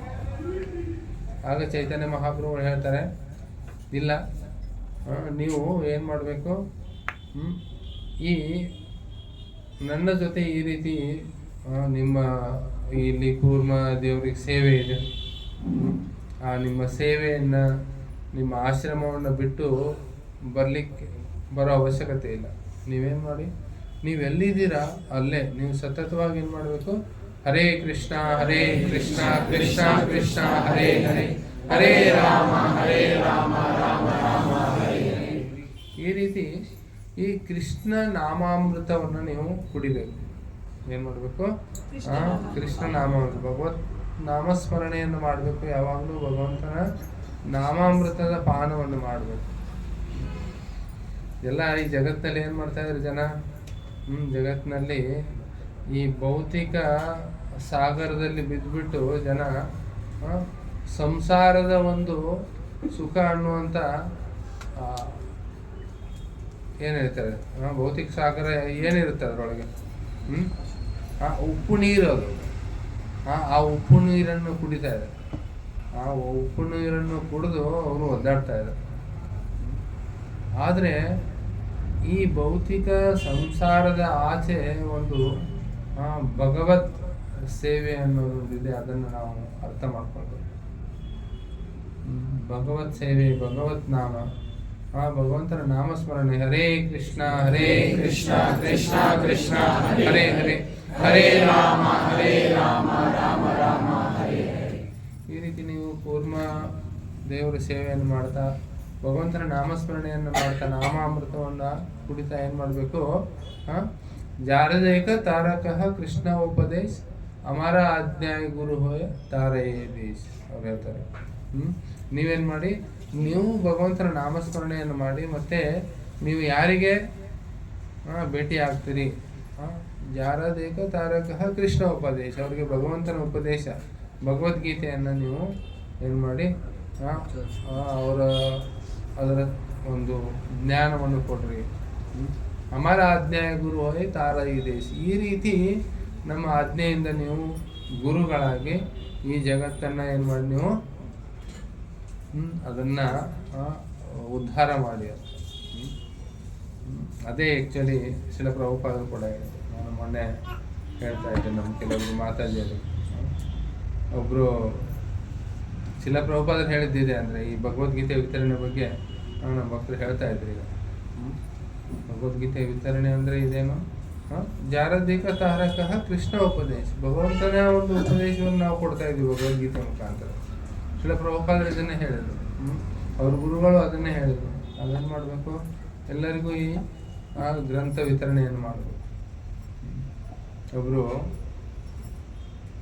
ಇದು 1970ನೇ ದಶಕದಲ್ಲಿ ಶಿಲ ಪ್ರಭುಪಾದರೊಬ್ಬರು ಅಮೇರಿಕನ್ ಶಿಷ್ಯೆ, ಅವ್ರ ಹೆಸರು ದೈವಿ ಶಕ್ತಿ ಮಾತಾಜಿ ಅಂತ ಹೇಳಿ. ಅವರ ದೀಕ್ಷೆ ಹೆಸರದು ದೈವಿ ಶಕ್ತಿ ಮಾತಾಜಿ ಅಂತ ಹೇಳಿ. ಅವರು ಶಿಲ ಪ್ರಭುಪಾದರ ಪುಸ್ತಕ ವಿತರಣೆ ಮಾಡ್ತಾ ಇದ್ರು. ಪುಸ್ತಕ ವಿತರಣೆ ಮಾಡೋದ್ರೊಳಗೆ ಅವರು ಬಹಳ ಏನಿದ್ರು ಎಕ್ಸ್ಪರ್ಟ್ ಇದ್ರು. ಅವ್ರು ಏನು ಮಾಡಿದ್ರು ಅಂದರೆ ಭಾಳ ಪ್ರತಿನಿತ್ಯ ಹೊರಗಡೆ ಹೋಗ್ತಾ ಇದ್ರು. ಅವರು ಪ್ರತಿನಿತ್ಯ 8 ಗಂಟೆ ಹೊರಗಡೆ ಹೋಗ್ತಾ ಇದ್ರು. ಪುಸ್ತಕ ವಿತರಣೆ ಮಾಡೋದು, ಪುಸ್ತಕ ವಿತರಣೆ ಮಾಡ್ಲಿಕ್ಕೆ ಹೋಗ್ತಾ ಇದ್ರು. ಅವ್ರು ಏನು ಮಾಡಿದ್ರು ಅಂದರೆ 3 ಜನರಿಗೆ ಸನ್ಯಾಸಿ ಮಾಡಿದರು. ಅವರು ಒಬ್ಬಳು ಸಾಧಾರಣ ಮಹಿಳೆ. ಅವರು ಒಂದು ಹೆಣ್ಣು ಮಗಳ ಶರೀರದಲ್ಲಿದ್ದಾರೆ ಅವರು. ಆದರೆ ಅವ್ರು ಏನು ಮಾಡಿದ್ರು, ಪುಸ್ತಕ ವಿತರಣೆಯಿಂದ ಅವ್ರ ಕಡೆಯಿಂದ ಪುಸ್ತಕ ತೊಗೊಂಡವ್ರು ಏನು 3 ಜನ ಸನ್ಯಾಸಿಗಳಾಗಿದ್ದಾರೆ. ಇವತ್ತು ಅವ್ರಿಗೆ ಸಾವಿರಾರು ಶಿಷ್ಯರಿದ್ದಾರೆ. ಆ ಪ್ರಭುಪಾದರ ಪುಸ್ತಕವನ್ನು ತೊಗೊಂಡ್ಬಿಟ್ಟು ಅವರು ಓದಿ ಅವರು ಭಕ್ತರಾದರು. ಆಮೇಲೆ ಅವರು ಈಗ ಪ್ರಚಾರ ಮಾಡ್ತಾ ಇದ್ದಾರೆ, ಸನ್ಯಾಸವನ್ನು ತೆಗೆದುಕೊಂಡು. ಸಾರಿ ಅವರು ಪುಸ್ತಕ ವಿತರಣೆ ಮಾಡ್ತಾಯಿದ್ರು. ಎಲ್ಲ ಪೂರ್ತಿ ಅವ್ರ ಹತ್ರ ಪುಸ್ತಕ ಇರೋ ಎಲ್ಲ ಅವನು ಅವರು ಒಬ್ಬ ವ್ಯಕ್ತಿ ಕೊಟ್ಬಿಟ್ರು ಅವ್ರಿಗೆ. ತೊಗೊಳ್ಳಿ ಅಂತ ಹೇಳಿ ಒಂದಿಷ್ಟು ಭಗವದ್ಗೀತೆ, ಭಾಗವತ, ಕೃಷ್ಣಲೀಲೆ ಎಲ್ಲ ಪುಸ್ತಕ ಕೊಟ್ಟರು ಅವ್ರ ಹತ್ರ. ಹಿಂಗೆಲ್ಲ ಪೂರ ಎಲ್ಲಿ ಇಟ್ಕೊಳ್ಳಿ ಅನ್ನೋಂಗೆ ಇಷ್ಟೆಲ್ಲ ಪುಸ್ತಕ ಆದವು ಅವ್ರ ಹತ್ರ. ಇದ್ರದ್ದು ಎಷ್ಟು ದುಡ್ಡು, ಹೇಗೆ ಕೊಡ್ಬೇಕು ನಿಮ್ಗೆ ದುಡ್ಡು ಕೊಡ್ಲಿಕ್ಕೆ ಕೈ ಬಿಡೋಕ್ಕೂ ಜಾಗ ಇಲ್ಲ. ವ್ಯಾಲೆಟ್ ತೆಗಿಲಿಕ್ಕೆ ಅವರೇ ಎಲ್ಲಿದೆ ವ್ಯಾಲೆಟ್ ನಿಮ್ದು ಹೇಳ್ರಿ ಅಂದರು. ಇಲ್ಲಿ ಜೇಬಲ್ಲಿದೆ, ಇಲ್ಲಿ ಪ್ಯಾಂಟ್ ಜೇಬಲ್ಲಿ ಅಂತ. ನಾನೇ ತೆಗಿತೀನಿ ಅಂತ ತೆಗೆದು ಏನು ಕೇಳಿದ್ರು, ನೀವು ಎಲ್ಲಿಗೆ ಹೋಗ್ಬೇಕು, ನಿಮ್ಮ ಮನೆ ಎಲ್ಲಿ ಅಂತ ಕೇಳಿದ್ರು. ಅವರು ಇಂತಿಂಥ ಕಾಲನಿವರೆಗೆ ನಾನು ಹೋಗ್ಬೇಕು ಅಂತಂದ್ರು. ಓಕೆ, ಇಲ್ಲಿಂದ ಮೆಟ್ರೋ ಚಾರ್ಜ್ ಎಷ್ಟಾಗುತ್ತೆ, ಅಷ್ಟು ದುಡ್ಡು ನಿಮ್ಮ ವ್ಯಾಲೆಟಲ್ಲಿ ಬಿಡ್ತಾ ಇದ್ದೀನಿ ನಾನು, ಮಿಕ್ಕಿದ್ದೆಲ್ಲ ದುಡ್ಡು ತೊಗೊಂಡ್ಬಿಟ್ರು. ಮಿಕ್ಕಿದ್ದೆಲ್ಲ ದುಡ್ಡು ತೊಗೊಂಡು ಅವರು ಮುಂದೆ ಹೋಗಿ ಸನ್ಯಾಸಿ ಆದರು. ಈ ಬುಕ್ ಅವರಿಂದ ಪುಸ್ತಕ ತೊಗೊಂಡು ಆ ರೀತಿ 3 ಜನ ಸನ್ಯಾಸಿ ಆಗಿದ್ದಾರೆ. ಅವ್ರ ಹತ್ರ ಪುಸ್ತಕ ತೊಗೊಂಡ್ರು. ಅಂದರೆ ನಮಗನ್ಸುತ್ತೆ ನಾವು ಸಿಂಪಲ್ ಆಗಿ ಏನು ಮಾಡ್ತಾ ಇದ್ವಿ, ನಾವು ಈ ಗೀತಾ ಹೋಗಿ ಕೊಡ್ತಾ ಇದ್ವಿ, ಜನ ಏನೋ ಹೇಳ್ತಾ ಇದ್ದಾರೆ. ಹಾಗೆ ಇಲ್ಲ, ನಾವು ಒಂದು ದಿವಸ ಹೋದರೆ 2ನೇ ದಿವಸ ಹೋಗೋ ಮನಸ್ಸಾಗೋದಿಲ್ಲ. ಯಾಕಂದರೆ ಜನ ತಿಕ್ಲು ಏನೋ ಮಾತಾಡ್ತಾರೆ, ಮನಸ್ಸಿಗೆ ಬಂದಿದ್ದೇ ಮಾತಾಡ್ತಾರೆ. ಯಾಕಂದರೆ ನಾವು ಅವ್ರ ಹತ್ರ ಹೋಗಿ ಕೇಳ್ಕೊಳ್ತಾ ಇದ್ವಲ್ಲ ದೈನ್ಯತೆಯಿಂದ. ಅದಕ್ಕೆ ಅವ್ರು ಏನು ಬೇಕಾದರೂ ಮಾತಾಡ್ಬೋದು. ಆದರೆ ನಾನು ಅದೇ ಹೇಳ್ತಾ ಇದ್ದೆ ಅಂದರೆ, ಅವರೆಲ್ಲ ಇಷ್ಟು ಪುಸ್ತಕ ತೊಗೊಂಡ್ಮೇಲೆ ಅವರು ಸನ್ಯಾಸ ತೊಗೊಂಡ್ರು. ಅವರಿಗೆ ಸಾವಿರಾರು ಜನರಿಗೆ ಪ್ರಚಾರ ಮಾಡ್ತಾ ಇದ್ದಾರೆ, ಸಾವಿರಾರು ಶಿಷ್ಯರಾಗಿದ್ದಾರೆ ಅವರು. ಅವರೆಲ್ಲ ಅದರದ್ದು ಏನು ಅವ್ರ ಭಕ್ತಿಯನ್ನು ಮಾಡ್ತಾರಲ್ಲ, ಪ್ರಚಾರ ಮಾಡ್ತಾರೆ, ಅದ್ರ ಕ್ರೆಡಿಟು ಅವ್ರಿಗೆ ಯಾರು ಡಿವೋಟಿ ಮಾಡಿದಾರಲ್ಲ, ಯಾರು ಪ್ರಚಾರ ಮಾಡಿದಾರಲ್ಲ, ಯಾರು ಅವ್ರಿಗೆ ಪುಸ್ತಕ ಕೊಟ್ಟರಲ್ಲ, ಅವ್ರಿಗೆಲ್ಲ ಲಾಭ ಸಿಗುತ್ತೆ. ಅದು ಅವ್ರಿಗೆ ಅಲ್ಲಿ ಭಕ್ತಿಯಲ್ಲಿ ಪ್ರಗತಿ ಆಗುತ್ತೆ. ಈಗ ನಿಮ್ಮ ಇವು ಇದಾವಲ್ಲ, ಏನವು LIC ಆಯಿತು. LIC ಒಂದು ಉದಾಹರಣೆ. ಇನ್ನೊಂದು ಇವು ಚೈನ್ ಮಾರ್ಕೆಟಿಂಗ್, ಏನೋ ಚೈನ್ ಲಿಂಕ್ ಮಾರ್ಕೆಟಿಂಗ್ ಇರುತ್ತೆ. ಚೈನ್ ಲಿಂಕ್ ಮಾರ್ಕೆಟಿಂಗ್ ಏನೋ ಇರ್ತಾವಲ್ಲ, ಆ ಥರ. ಅವ್ರಿಗೇನಾಯಿತು, ಒಂದ್ಸಾರಿ ಅವ್ರಿಗೆ ಮೆಂಬರ್ ಮಾಡಿಬಿಟ್ರೆ ಅವ್ರು ಮೆಂಬರ್ ಮಾಡ್ತಾ ಹೋಗ್ತಾರೆ. ಅವ್ರನ್ನೆಲ್ಲ ಕಮಿಷನ್ನು ಇವ್ರಿಗೆ ಬರುತ್ತೆ. ಇವರೆಲ್ಲ ಅವ್ರು ಎಷ್ಟು ಸೇಲ್ ಮಾಡಿದಾರೆ ಇವ್ರಿಗೆ, ಆ ರೀತಿ ನಾವೆಷ್ಟು ಪ್ರಚಾರದಲ್ಲಿ ಅಂದರೆ ಈ ಸಂದೇಶವನ್ನು ಭಗವದ್ಗೀತೆಯಲ್ಲೂ ಭಗವಂತ ಹೇಳ್ತಾರೆ 18ನೇ ಅಧ್ಯಾಯದಲ್ಲಿ. ಯಾರು ಈ ಸಂದೇಶವನ್ನು ಇನ್ನೊಬ್ಬರಿಗೆ ಕೊಡ್ತಾರೆ, ಭಗವದ್ಗೀತೆ ಸಂದೇಶವನ್ನು, ಅವರು ನನಗೆ ಅತ್ಯಂತ ಪ್ರಿಯ ಅಂಥೇಳಿ ಕೃಷ್ಣ ಹೇಳ್ತಾರೆ. ಈ ರೀತಿ ಚೈತನ್ಯ ಮಹಾಪ್ರಭು ಹೇಳ್ತಾರೆ, ನೀವೇನು ಮಾಡಿ, ನೀವು ಜಾರದೇಕ ತಾರಕಃ ಕೃಷ್ಣ ಉಪದೇಶ, ಅಮರ ಆಜ್ಞಾಯ ಗುರು ಹೋಯ್ ತಾರಾಯ ದೇಶ ಅಂತ ಹೇಳಿ ಅವ್ರು ಮುಂದೆ ಹೋಗ್ತಾರೆ. ಆದರೆ ಅಲ್ಲಿ ಕೂರ್ಮ ಕ್ಷೇತ್ರದಲ್ಲಿ ಏನಾಗುತ್ತೆ, ಚೈತನ್ಯ ಮಹಾಪ್ರಭುಗಳು ಬಂದಿದ್ದು ಲೇಟಾಗಿ ಒಬ್ಬರು ವ್ಯಕ್ತಿ ಗೊತ್ತಾಗುತ್ತೆ. ಅವರ ಹೆಸರು ವಾಸುದೇವ ಅಂತೇಳಿ. ವಾಸುದೇವ ಅವರು ಬ್ರಾಹ್ಮಣರಾಗಿರ್ತಾರೆ. ಆದರೆ ಅವ್ರಿಗೆ ಕುಷ್ಠರೋಗ ಆಗಿರುತ್ತೆ. ಕುಷ್ಠರೋಗ ಆಗಿ ಅವ್ರ ಮೈಯೆಲ್ಲ ಗಾಯಗಳಾಗಿರ್ತವೆ. ಗಾಯಲ್ಲಿ ಕ್ರಿಮಿಗಳಾಗಿರ್ತವೆ, ಕ್ರಿಮಿಗಳು. ಆದರೆ ಇವರು ಎಷ್ಟು ದಯೆ ಕರುಣೆ ಇರುತ್ತಲ್ಲ, ಆ ಕ್ರಿಮಿಗಳನ್ನು ಅವರು ತೆಗೆದು ಎಸೋದಿಲ್ಲ ಅಥವಾ ಔಷಧಿ ಹಚ್ಚೋದಿಲ್ಲ. ಏನೋ ನನ್ನ ಕರ್ಮ ಈ ರೀತಿ ಆಗಿದೆ ನನಗೆ, ಅದು ಏನು ಅವಕ್ಕೂ ಅಧಿಕಾರ ಇದೆ ನನ್ನ ಮಾಂಸವನ್ನು ತಿನ್ನಲಿಕ್ಕೆ ಅಂಥೇಳಿ ಅವ್ರು ಹಾಗೆ ಬಿಡ್ತಿರ್ತಾರೆ. ಅವರು ಅದನ್ನು ಕ್ರಿಮಿಗಳ ಮೇಲೇ ಅದು ತಿಂತಾ ಇದ್ರೆ ಅದನ್ನು ಎತ್ತಿ ಎಸೋದಿಲ್ಲ ಅವರು. ಎಲ್ಲವನ್ನು ಸಹನೆ ಮಾಡಿಕೊಂಡು ಅವ್ರು ಹಾಗೆ ಇರ್ತಾರೆ. ಆವಾಗ ಅವ್ರಿಗೆ ಗೊತ್ತಾಗುತ್ತೆ ಏನು ಚೈತನ್ಯ ಮಹಾಪ್ರಭುಗಳು ಇಂಥ ಒಬ್ಬರು ದಿವ್ಯ ಸನ್ಯಾಸಿ ಇಲ್ಲಿ ಬಂದಿದ್ದಾರೆ, ಒಳ್ಳೆ ಅವ್ರದ್ದು ಚೆನ್ನಾಗಿ ನೃತ್ಯ ಕೀರ್ತನೆ ಇದೆ ಅಂತೇಳಿ ಕೇಳಿದೆ. ಆ ಕೂರ್ಮ ಬ್ರಾಹ್ಮಣನ ಮನೆಗೆ ಹೋಗಿದ್ದಾರೆ, ಅಲ್ಲಿ ಹೋಗಿ ನಾನು ದರ್ಶನ ಮಾಡಬೇಕು ಅಂತೇಳಿ ಅವರು ಅಲ್ಲಿ ಧಾವಿಸಿ ಹೋಗ್ತಾರೆ. ಹೋಗೋದ್ರೊಳಗೆ ಚೈತನ್ಯ ಮಹಾಪ್ರಭು ಏನಾಗಿರುತ್ತೆ, ಅವರು ಅಲ್ಲಿಂದ ಏನಾಗುತ್ತೆ, ಅವರು ಮುಂದೆ ಹೋಗ್ಬಿಟ್ಟಿರ್ತಾರೆ ಚೈತನ್ಯ ಮಹಾಪ್ರಭು. ಆದರೆ ಯಾವಾಗ ನೋಡಿ ಪ್ರತಿಯೊಬ್ಬರ ಹೃದಯದಲ್ಲಿ ಭಗವಂತ ಶ್ರೀಕೃಷ್ಣ ಇದ್ದಾರೆ.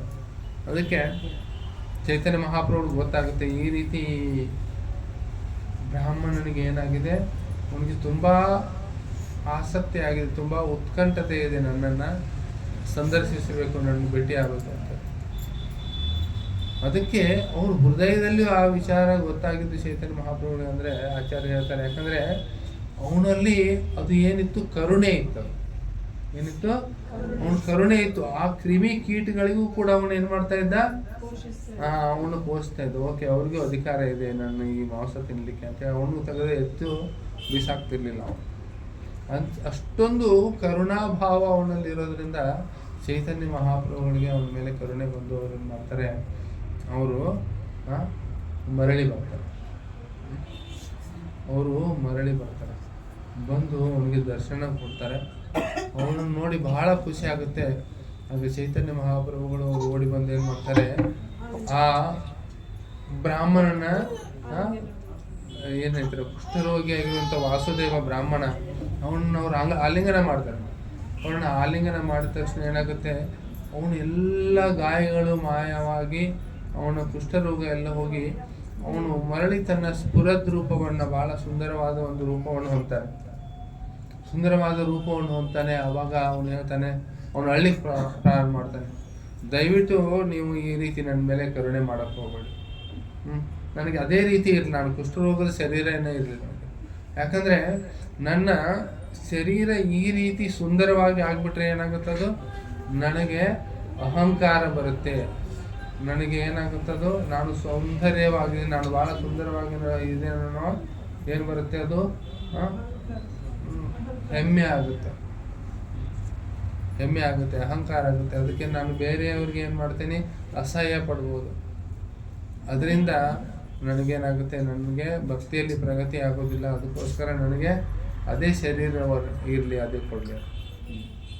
ಆಗ ಚೈತನ್ಯ ಮಹಾಪ್ರಭು ಹೇಳ್ತಾರೆ, ಇಲ್ಲ, ನೀನು ಏನು ಮಾಡಬೇಕು, ಯಾವಾಗಲೂ ಹರೇ ಕೃಷ್ಣ ಕೃಷ್ಣ ಕೃಷ್ಣ ಹರೇ ಹರೇ, ಹರೇ ರಾಮ ರಾಮ ರಾಮ ಹರೇ ಹರೇ.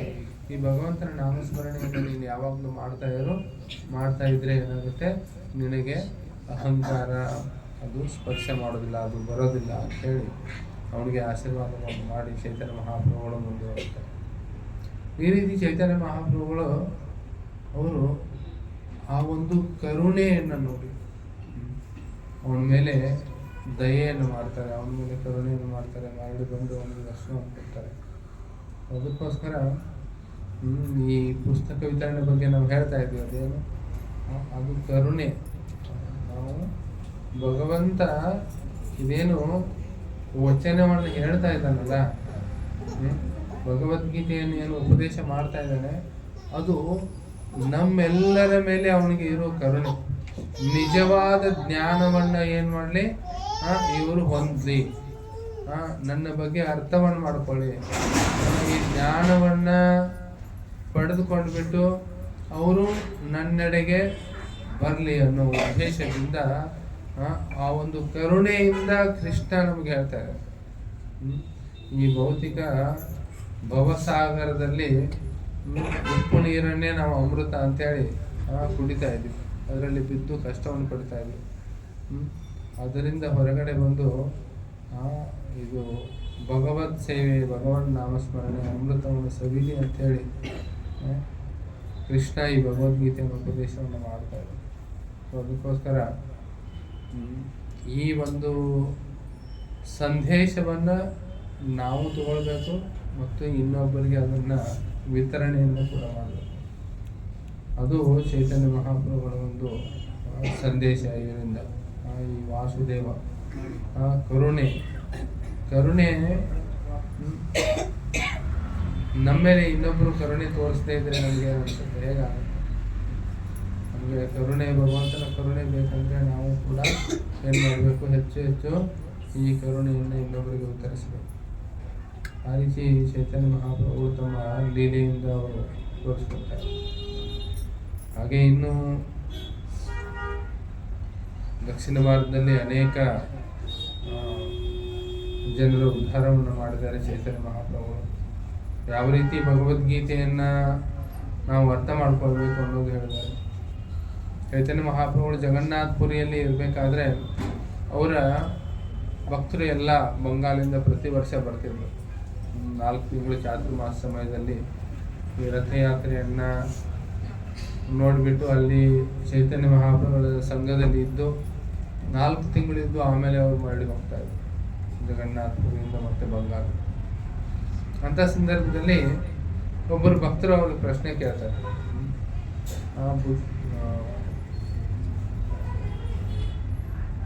ಸತ್ಯ ಅವರು ಹೆಸರು ಮಾಡ್ತೆ ಖಂಡವಾಸಿ ಭಕ್ತರು, ಅವರು ಶ್ರೀಖಂಡವರು. ಅವರು ಪ್ರಶ್ನೆ ಕೇಳ್ತಾರೆ. ಅವ್ರು ಕೇಳ್ತಾರೆ, ವೈಷ್ಣವರಂದ್ರೆ ಯಾರು? ಅಂದರೆ ಭಗವಂತನ ಭಕ್ತರಂದ್ರೆ ಯಾರು? ಅದಕ್ಕೆ 3 ವರ್ಷ 3 ಥರ ಚೈತನ್ಯ ಮಹಾಪ್ರಭುಗಳು ಅವ್ರು ಏನು ಮಾಡ್ತಾರೆ? ಉತ್ತರವನ್ನು ಕೊಡ್ತಾರೆ. ಏನು ಹೇಳ್ತಾರೆ? ಮೊದಲನೇ ಸಾರಿ ಹೇಳ್ತಾರೆ, ಯಾರು ಹೃದಯದಿಂದ ಪ್ರಾಮಾಣಿಕತೆಯಿಂದ ಭಗವಂತನ ನಾಮಸ್ಮರಣೆಯನ್ನು ಮಾಡ್ತಾರೆ ಅವರು ವೈಷ್ಣವರು ಅಂತ. ಯಾರು ಭಗವಂತನ ನಾಮಸ್ಮರಣೆಯನ್ನು ಮಾಡ್ತಾರೆ ಅವರು. 2ನೇ ಸಾರಿಗೆ ಕೇಳ್ತಾರೆ ಅವ್ರ ಪ್ರಶ್ನೆ 2ನೇ ವರ್ಷ ಬಂದಾಗ. ಆಗ ಚೈತನ್ಯ ಮಹಾಪ್ರಭುಗಳು ಹೇಳ್ತಾರೆ, ಯಾರು ಸತತವಾಗಿ ಭಗವಂತನ ನಾಮಸ್ಮರಣೆಯನ್ನು ಮಾಡ್ತಾರೆ, ಹರೇ ಕೃಷ್ಣ ಕೃಷ್ಣ ಕೃಷ್ಣ ಹರೇ ಹರೇ, ಹರೇ ರಾಮ ರಾಮ ರಾಮ ಹರೇ ಹರೇ ಅಂತ ಹೇಳಿ ಯಾರು ಸತತವಾಗಿ ಭಗವಂತನ ನಾಮಸ್ಮರಣೆ ಮಾಡ್ತಾರೆ ಅವರು ವೈಷ್ಣವರು. 3ನೇ ಸಾರಿ ಇದೇ ಪ್ರಶ್ನೆಯನ್ನು ಇನ್ನೊಂದು ಸಾರಿ ಕೇಳಲಿಕ್ಕಾಗಿ ಚೈತನ್ಯ ಮಹಾಪ್ರಭು ಮುಂದಿನ ವರ್ಷ ಆಗ ಅವ್ರು ಹೇಳ್ತಾರೆ, ಸತ್ಯರಾಜ್ ಖಾನ್ ಅವರು ಹೆಸರು, ಸತ್ಯರಾಜ್ ಖಾನ್ ಪ್ರಶ್ನೆ ಕೇಳಿದ್ರು. ಅವರು ಪ್ರಶ್ನೆ ಕೇಳಿದಕ್ಕೆ ಚೈತನ್ಯ ಮಹಾಪ್ರಭು ಹೇಳ್ತಾರೆ, ಯಾರನ್ನ ನೋಡಿದ ತಕ್ಷಣ ಜನರು ನಾಮಸ್ಮರಣೆ ಮಾಡ್ಲಿಕ್ಕೆ ಪ್ರಾರಂಭ ಮಾಡ್ತಾರೆ ಅವರು ನಿಜವಾದ ವೈಷ್ಣವರು. ಅಂದರೆ ಯಾರು ಭಕ್ತರನ್ನು ನೋಡಿದ ತಕ್ಷಣ ಜನ ನಾಮಸ್ಮರಣೆ. ಈಗ ನಾವು ತಿಲಕ ಹಾಕೊಂಡಿದ್ದು, ಕಂಠಿಮಾಲೆ ಧರಿಸಿದ್ದು ನೋಡಿದ್ರೆ ಜನ ಏನಂತಾರೆ, ಹರೇ ಕೃಷ್ಣ ಅಂತ ಹೇಳ್ತಾರೆ. ಆ ರೀತಿ ಅವರು ವೈಷ್ಣವರು. ಅದಕ್ಕೆ ಈ ನಾವು ತಿಲಕ ಏನು ಧರಿಸ್ತೀವಲ್ಲ ಇದು ಭಾಳ ಒಂದು ಮಹತ್ವ ಇದೆ. ನಮಗೆ ಕಾಣಿಸೋದಿಲ್ಲ ಆ ತಿಲಕ ಧರಿಸಿದ್ದು, ಆದರೆ ಇನ್ನೊಬ್ಬರು ನೋಡ್ತಾರಲ್ಲ ಅವ್ರಿಗೆ ಭಗವಂತನ ಸ್ಮರಣೆ ಆಗುತ್ತೆ. ಅವರು ಹರೇ ಕೃಷ್ಣ ಪ್ರತಿ ಸಾರಿ ಹೇಳಲಿಕ್ಕೂ ಇಲ್ಲ, ಆದರೆ ಏನಾಗುತ್ತೆ, ಓ ಇವರು ಕೃಷ್ಣನ ಭಕ್ತರು, ಇವರು ಇಸ್ಕಾನ್ ಭಕ್ತರು ಅಂಥೇಳಿ ಅವರು ಅಂದ್ಕೊಳ್ತಾರೆ. ಅವ್ರಿಗೇನಾಗುತ್ತೆ, ಅವಾಗ ಭಗವಂತನ ಸ್ಮರಣೆ ಆಗುತ್ತೆ. ಭಗವಂತನ ಸ್ಮರಣೆ ಆಗುತ್ತೆ. ಅದಕ್ಕೋಸ್ಕರ ಈ ತಿಲಕವನ್ನು, ಉದ್ದಪುಂಡ್ರವನ್ನು ಎಲ್ಲರೂ ಅದನ್ನು ಧಾರಣೆ ಮಾಡಬೇಕು. ಕಲಿಯುಗದಲ್ಲಿ ಬರೀ ಸ್ನಾನ ಮಾಡಿಬಿಟ್ರೆ ನಾವು ದೇವಸ್ಥಾನಕ್ಕೆ ಹೋಗೋಕ್ಕೆ ಅಥವಾ ಪೂಜೆ ಪುನಸ್ಕಾರ ಮಾಡಲಿಕ್ಕೆ ನಾವು ಯೋಗ್ಯರಾದೀವಿ ಅಂತ ತಿಳ್ಕೊಂಡು. ಆದರೆ ಆ್ಯಕ್ಚುಲಿ ತಿಲಕ ಧಾರಣೆ ಮಾಡಬೇಕು. ತಿಲಕ ಧಾರಣೆ ಮಾಡದೆ ನಾವು ಪೂಜೆ ಮಾಡಲಿಕ್ಕೆ ಅಥವಾ ದೇವಸ್ಥಾನ ಹೋಗಲಿಕ್ಕೆ ಅದು ಪೂರ್ಣತಃ ಸಿದ್ಧರಾಗೋದಿಲ್ಲ. ಅದಕ್ಕೋಸ್ಕರ ಈ ತಿಲಕ ಧಾರಣೆ ಬಹಳ ಪ್ರಾಮುಖ್ಯತೆಯನ್ನು ವಹಿಸುತ್ತೆ. ಆಮೇಲೆ ಈ ಶ್ರೀಖಂಡ ವಾಸಿಗಳ ಬಗ್ಗೆ ನಾವು ಮಾತಾಡ್ತಾ ಇದ್ವಿ. ಸತ್ಯರಾಜ್ ಖಾನ್ ಅವರು ಪ್ರಶ್ನೆಯನ್ನು ಕೇಳ್ತಾ ಇದ್ದಾರೆ. ಅಲ್ಲಿ ಅವ್ರ ಜೊತೆಗೆ ಅಲ್ಲಿ ಮುಕುಂದ ಸರ್ಕಾರ ಅಂತಿರ್ತಾರೆ, ಮುಕುಂದ ದಾಸ್. ಅವರು ವೃತ್ತಿಯಲ್ಲಿ ವೈದ್ಯರಾಗಿರ್ತಾರೆ. ಅವರು ಆವಾಗಿನ ಬಂಗಾಲಿನ ಸುಲ್ತಾನದ ಆಸ್ಥಾನದಲ್ಲಿ ಅವನಿಗೆ ಸಲಹಾ ವೈದ್ಯರಾಗಿ ಅವ್ರು ಕೆಲಸ ಮಾಡ್ತಾ ಇರ್ತಾರೆ. ಒಂದು ಸಾರಿ ಅವ್ರಿಗೆ ರಾಜನ ಹತ್ರ ಕುಳಿತಿರ್ತಾರೆ, ಏನೋ ಅವನು ಸಲಹೆ ಕೇಳ್ತಾ ಇರ್ತಾನೆ. ಆ ಸಮಯದಲ್ಲಿ ಏನಾಗುತ್ತಂದ್ರೆ ರಾಜನ ಒಬ್ಬ ಸೇವಕ ರಾಜನಿಗೆ ಬಿಸಿಲು ತಾಗಬಾರ್ದು ಅಂತ ಹೇಳಿ ಅವನು ಒಂದು ಚಾಮರವನ್ನು ತೆಗೆದುಕೊಂಡು ಬರ್ತಾನೆ. ಚಾಮರವನ್ನು ತೆಗೆದುಕೊಂಡು ಬಂದು ಚಾಮರ ಹಿಡಿತಾನೆ. ಚಾಮರ ಹಿಡಿದ ತಕ್ಷಣ ಅದರಲ್ಲಿ ನವಿಲು ಗರಿ ಇರುತ್ತೆ. ನವಿಲು ಗರಿಯನ್ನು ನೋಡಿದ ತಕ್ಷಣ ಇವ್ರಿಗೇನಾಗುತ್ತೆ, ಮುಕುಂದ ಸರ್ಕಾರ್ಗೆ ಅವ್ರಿಗೆ ಭಗವಂತನ ಸ್ಮರಣೆ ಆಗುತ್ತೆ. ಭಗವಂತನ ಸ್ಮರಣೆ ಆದ ತಕ್ಷಣ ಅವ್ರು ಏನು ಮಾಡ್ತಾರೆ, ಆ ಉಚ್ಚ ಪೀಠದ ಮೇಲೆ ರಾಜ ಕುಳಿತಿರ್ತಾನೆ, ಅವ್ರ ಪಕ್ಕಕ್ಕೆ ಇವ್ರು ನಿಂತಿರ್ತಾರೆ, ಅಲ್ಲಿಂದನೇ ಬಿದ್ದು ಬಿಡ್ತಾರೆ. ಅಲ್ಲಿಂದ ಉರುಳಿ ಕೆಳಗಡೆ ಬಿದ್ದು ಬಿಡ್ತಾರೆ. ಇದನ್ನ ನೋಡ್ಬಿಟ್ಟು ಏನು ರಾಜ ಅವನು ಓಡಿ ಓಡಿ ಕೆಳಗಡೆ ಬಂದು ಏನಾಯ್ತು ಎಲ್ಲ ವಿಚಾರ ಹಾಗೆ ಹೇಳ್ತಾರೆ ಅವರು.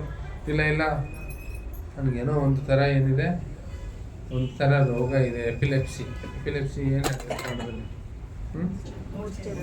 ಮೂರ್ಛೆ ರೋಗ, ಆ ಥರ ಏನೋ ಒಂದು ರೋಗ ಇದೆ, ಅದಕ್ಕೋಸ್ಕರ ನನಗೇನೋ ಮೂರ್ಛೆ ಬಂದಾಗ ಆಗ್ಬೋದು. ಆದರೆ ಅವ್ನಿಗೆ ರಾಜನಿಗೆ ಗೊತ್ತಾಗುತ್ತೆ, ಈ ನವಿಲು ಗರಿಯನ್ನು ನೋಡಿ ಅವನಿಗೆ ಭಗವಂತನ ಸ್ಮರಣೆ ಆಗಿದೆ, ಅದಕ್ಕೋಸ್ಕರ ಈ ರೀತಿ ಇವನು ಕೆಳಗಡೆ ಉರುಳಿ ಬಿದ್ದಿದ್ದಾನೆ. ಅಂದರೆ ಒಂದು ಉದ್ದೀಪನ ಅಂತ ಕೃಷ್ಣನ ಪ್ರತಿ ಒಂದು ಅತ್ಯುನ್ನತ ಒಂದು ಪ್ರೇಮ ಭಾವ ಉದ್ದೀಪನವಾಗಿ ಅವನು ಆ ರೀತಿ ಬಿದ್ದಿರ್ತಾರೆ. ಆ ರೀತಿ ಅವರು ತುಂಬ ಒಂದು ಉಚ್ಚ ಕೋಟಿಯ ಭಕ್ತರಾಗಿರ್ತಾರೆ ಮುಕುಂದದಾಸ್. ಆಗ ಅವರು ಚೈತನ್ಯ ಮಹಾಪ್ರಭು ಅವ್ರಿಗೆ ಕೇಳ್ತಾರೆ, ಅವ್ರು ಪ್ರಶ್ನೆ ಮಾಡ್ತಾರೆ ಚೈತನ್ಯ ಮಹಾಪ್ರಭು. ಅವ್ರ ಮಗನ ಹೆಸರು ಇರುತ್ತೆ ರಘುನಂದನ್ ಠಾಕೂರ್ ಅಂತ. ಮಗನ ಹೆಸರು ರಘುನಂದನ್ ಠಾಕೂರ್. ಚೈತನ್ಯ ಮಹಾಪ್ರಭು ಕೇಳ್ತಾರೆ ಎಲ್ಲ ಭಕ್ತರ ಮುಂದೆ ಈ ಮುಕುಂದರಿಗೆ, ಅವ್ರು ಹೇಳ್ತಾರೆ, is Raghunandan your father or he is your son, is your son or is your father? ಅಂದರೆ ರಘುನಂದನ ನಿನ್ನ ಮಗುನ ಅಥವಾ ನಿನ್ನ ತಂದೆನಾ ಅಂತ ಕೇಳ್ತಾರೆ. ಆ್ಯಕ್ಚುಲಿ ಅವನು ಮಗ ಆಗಿರ್ತಾನೆ. ಚೈತನ್ಯ ಮಹಾಪ್ರಭುಗಳ ಒಂದು ಈ ಮಾತಿನ ಮರ್ಮವನ್ನು ಅರ್ಥ ಮಾಡ್ಕೊಳ್ತಾ ಮುಕುಂದ ಸರ್ಕಾರ ಹೇಳ್ತಾರೆ, ರಘುನಂದನ್ ಏನಿದಾರಲ್ಲ ಅವನು ನನ್ನ ತಂದೆ ಆಗಿದ್ದಾನೆ. ಯಾಕಂದ್ರೆ ಅವ್ರು ಹೇಳ್ತಾರೆ, ಕೃಷ್ಣ ಭಕ್ತಿಯಲ್ಲಿ ನಮಗೆ ಯಾರು ಪ್ರೇರಣೆಯನ್ನು ಕೊಡ್ತಾರೆ ಅವರು ನಿಜವಾದ ನಮ್ಮ ತಂದೆ ಅಂತ. ಒಂದ್ಸಾರಿ ಈ ಘಟನೆ ಏನಾಗಿರುತ್ತಂದ್ರೆ, ಈ ಮುಕುಂದ ಸರ್ಕಾರ ಅವರೀಗ ಮನೆಯಲ್ಲಿ ಅವರ ಪತ್ನಿ ಅಡುಗೆ ಮಾಡಿರ್ತಾರೆ. ಇನ್ನೇನು ನೈವೇದ್ಯ ಹಚ್ಚೋ ಸಮಯ ಆಗಿರುತ್ತೆ, ನೈವೇದ್ಯ ಹಚ್ಬೇಕಂತ ಹೇಳಿ ಆ ಸಮಯದಲ್ಲಿ ಏನಾಗುತ್ತೆ, ರಾಜ ಅವ್ರಿಗೇನೋ ಅರ್ಜೆಂಟ್ ಕರೀಲಿಕ್ಕೆ ಕಳಿಸ್ತಾರೆ. ಅದಕ್ಕೋಸ್ಕರ ಅವ್ರು ಏನು ಮಾಡ್ತಾರೆ, ಈ ರಘುನಂದನ್ ಕರೀತಾರೆ. 5 ವರ್ಷದ ಮಗು ಇರ್ತಾನೆ ರಘುನಂದನ್, 5 ವರ್ಷದ ಮಗು ಇರ್ತಾನೆ. ಅವನು ಕರೆದು ಅವ್ರು ಹೇಳ್ತಾರೆ, ನನಗೆ ಅರ್ಜೆಂಟಾಗಿ ಸ್ವಲ್ಪ ರಾಜನ ಹತ್ರ ಹೋಗಬೇಕಾಗಿದೆ, ಅದಕ್ಕೋಸ್ಕರ ನೀನೇನು ಮಾಡು, ನೀನು ದಯವಿಟ್ಟು ಅವ್ರ ಮನೆಯಲ್ಲಿ ರಾಧಾ ಗೋಪಿನಾಥ್ ವಿಗ್ರಹ ಇರ್ತದೆ, ಚಿಕ್ಕ ವಿಗ್ರಹ ಇರುತ್ತೆ, ಅವ್ರಿಗೆ ನೀನೇನು ಮಾಡಬೇಕು, ನೈವೇದ್ಯ ಮಾಡಬೇಕು. ಆಗ ರಘುನಂದನ್ ಹೇಳ್ತಾರೆ, ನನಗೆ ನೈವೇದ್ಯ ಮಾಡೋದು ಹೇಗೆ ಅಂತ ಗೊತ್ತಿಲ್ಲ. ಏನಿಲ್ಲ, ನೀನು ನಿಮ್ಮ ಅಮ್ಮ ನೀನು ತಟ್ಟೆ ಮಾಡಿಕೊಡ್ತಾರೆ, ಆ ತಟ್ಟೆ ತೊಗೊಂಡು ಹೋಗು, ದೇವ್ರ ಹತ್ರ ದೇವ್ರ ಕೋಣೆಯಲ್ಲಿ ಹೋಗಿ ಅವ್ರಿಗೆ ನೈವೇದ್ಯವನ್ನು ಅದನ್ನು ಇಟ್ಬಿಟ್ಟು ನೀನು ಕೃಷ್ಣನಿಗೆ ಪ್ರಾರ್ಥನೆ ಮಾಡು, ನೀನು ಇದನ್ನು ಸ್ವೀಕಾರ ಮಾಡು, ತಿನ್ನು ಅಂಥೇಳಿ ನೀನು ಅವ್ರಿಗೆ ಪ್ರಾರ್ಥನೆ ಮಾಡು. ಗೋಪಿನಾಥನಿಗೆ ಒಂದು ಈ ಮಂತ್ರ ಹೇಳ್ತೀನಿ, ಈ ಮಂತ್ರವನ್ನು ಹೇಳಿ ನೀನು ಗಂಟಿ ಬಾರಿಸಿ ನೀನು ಪ್ರಾರ್ಥನೆ ಮಾಡು ಅಂತ. ಓ ಇಷ್ಟೇನಾ ಅಂಥೇಳಿ, ಆಯಿತು ಅಂತ ರಘುನಂದನ್. ಅವನು ರಘುನಂದನ್ ಆಯಿತು ನಾನು ಮಾಡ್ತೀನಿ ನೈವೇದ್ಯ ಅಂತಾನೆ. ಅವಾಗ ಅವರು ರಾಜ ಸೇವಕ ಏನು ಕಳಿಸಿರ್ತಾನೆ ಅವ್ರು ಕರೀಲಿಕ್ಕೆ, ಅವ್ರ ಜೊತೆ ಹೋಗ್ತಾರೆ. ಹೋದಾಗ ಅಮ್ಮ ಏನು ಮಾಡ್ತಾರೆ, ಅವರು ತಟ್ಟೆ ಮಾಡಿ ನೈವೇದ್ಯ ಮಾಡಪ್ಪ ಇದನ್ನು ನೀವು ಭಗವಂತನಿಗೆ ಅಂತ ಕೊಡ್ತಾರೆ ಗೋಪಿನಾಥನಿಗೆ.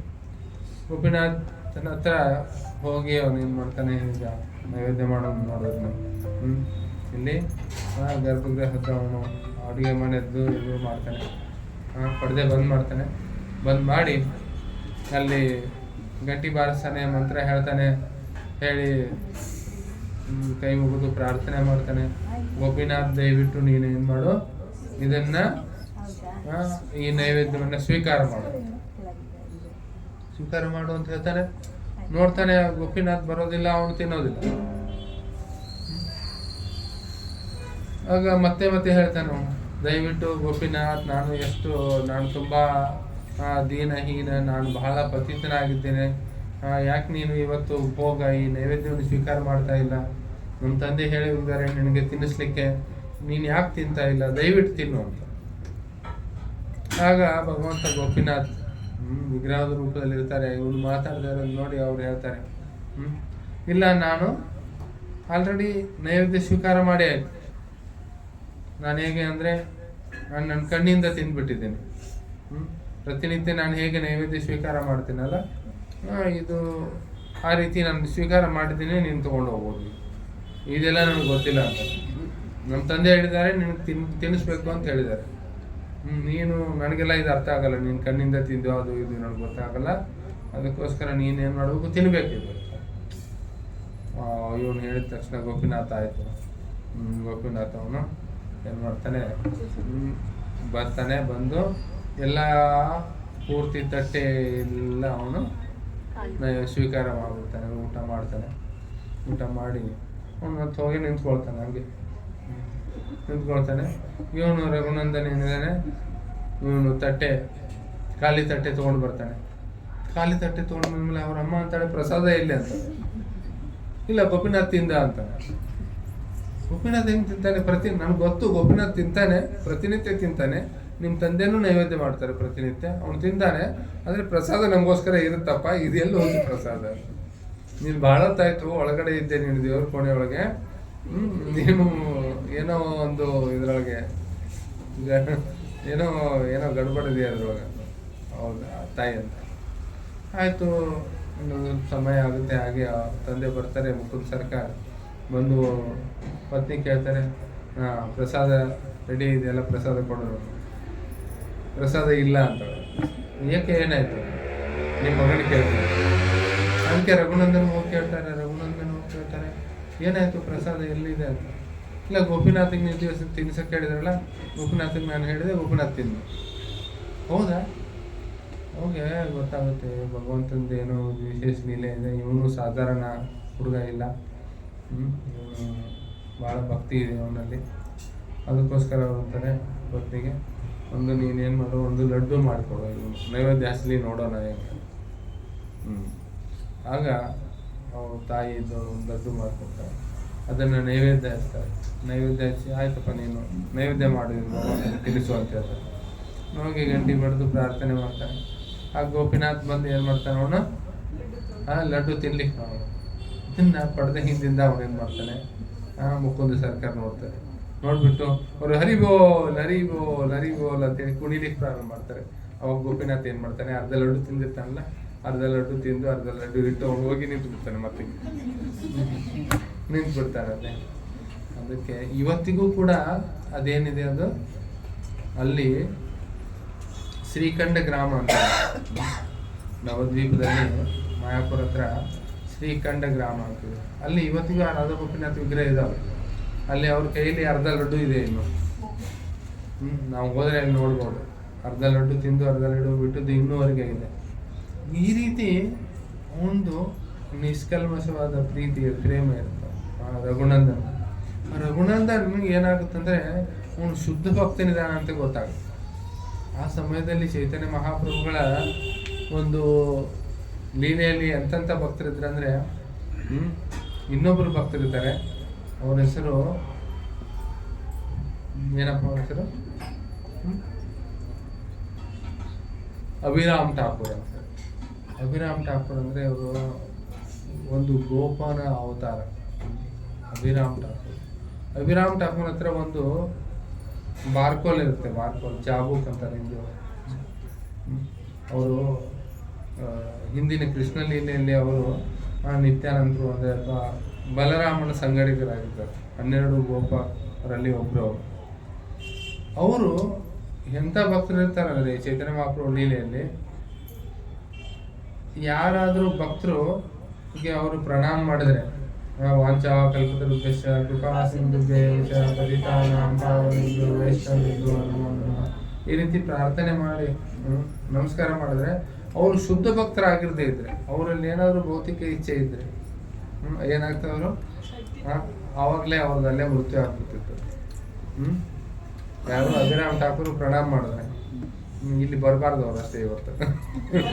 ಇವತ್ತಿಲ್ಲ ಇಲ್ಲಿ, ಅದೇ ಒಳ್ಳೇದಿಲ್ಲ. ನಮ್ಗೆ ಇಲ್ಲಿ ಎಷ್ಟು ಜನ ಮೆಂಬರ್ ಇರ್ತಿದ್ದಿಲ್ಲ. ಅವರು ಅಭಿರಾಮ್ ಠಾಕೂರ್ ಮತ್ತೆ ಯಾವುದಾದ್ರೂ ವಿಗ್ರಹ ಇದಾವಲ್ಲ, ವಿಗ್ರಹಕ್ಕೆ ಪ್ರಣಾಮ ಮಾಡಿದ್ರೆ ಅದು ನಿಜವಾಗಿ ಪ್ರಾಣ ಪ್ರತಿಷ್ಠೆ ಆಗದೆ ಸರಿಯಾಗಿ ವಿಗ್ರಹ ಇಲ್ಲದೆ ಅಥವಾ ಒಂದು ಶಾಲಿಗ್ರಾಮ ಶಿಲೆ ಇಲ್ಲ ಅಂದರೆ ಆ ವಿಗ್ರಹ ಕೂಡ ಒಡೆದು ಹೋಗ್ತಿತ್ತು. ಅಷ್ಟು ಅವ್ರದ್ದು ಶಕ್ತಿ ಇತ್ತು, ಭಕ್ತಿ ಅಂತ ಭಕ್ತರು ಅವರು ಅಭಿರಾಮ್ ಠಾಕೂರ್. ಮತ್ತು ಅವ್ರ ಹತ್ರ ಒಂದು ಜೈ ಮಂಗಲ್ ಅಂತ ಬಿತ್ತಿತ್ತು. ಜೈ ಮಂಗಲ್ ಅಂತ ಅದು ಅದೇ ಬಾರ್ಕೋಲ್ ಇತ್ತು. ಅವ್ರು ಯಾರ ಮೇಲಾದರೂ ಪ್ರಸನ್ನರಾಗಿ ಅವ್ರಿಗೊಂದು ಹೊಡೆದ್ರಂದ್ರೆ ಅದರಿಂದ ಆ ಬಾರ್ಕೋಲಿಂದ ಏನಾಗುತ್ತೆ, ಅವ್ರಿಗೊಂದು ಹೊಡೆದ್ರೆ ಅವ್ರಿಗೆ ಕೃಷ್ಣ ಪ್ರೇಮ ಸಿಕ್ಬಿಡ್ತಿತ್ತು, ಶುದ್ಧ ಪ್ರೇಮ ಸಿಕ್ಬಿಡ್ತಿತ್ತು ಅಂತ. ಈ ರೀತಿ ಅಭಿರಾಮ್ ಠಾಕೂರ್ ಈ ವಿಷಯ ಕೇಳಿಬಿಡ್ತಾರೆ. ಏನು, ಈ ರಘುನಂದನ್ ಏನು ಮಾಡಿದ್ದಾನೆ, ಗೋಪಿನಾಥನಿಗೆ ಇವನು ನೈವೇದ್ಯ ತಿನ್ನಿಸ್ಬಿಟ್ಟಿದ್ದಾನೆ ಪೂರ್ತಿ. ಇವನು ಶುದ್ಧ ಭಕ್ತನಿದ್ದಾನೆ. ಅದಕ್ಕೆ ಇವನಿಗೆ ಸ್ವಲ್ಪ ಟೆಸ್ಟ್ ಮಾಡ್ಬೇಕಂತ ಅವ್ರು ಏನು ಮಾಡ್ತಾರೆ, ಅವರು ಶ್ರೀಖಂಡ ಗ್ರಾಮಕ್ಕೆ ಬರ್ತೀನಿ ಅಂತ ಹೇಳ್ತಾರೆ.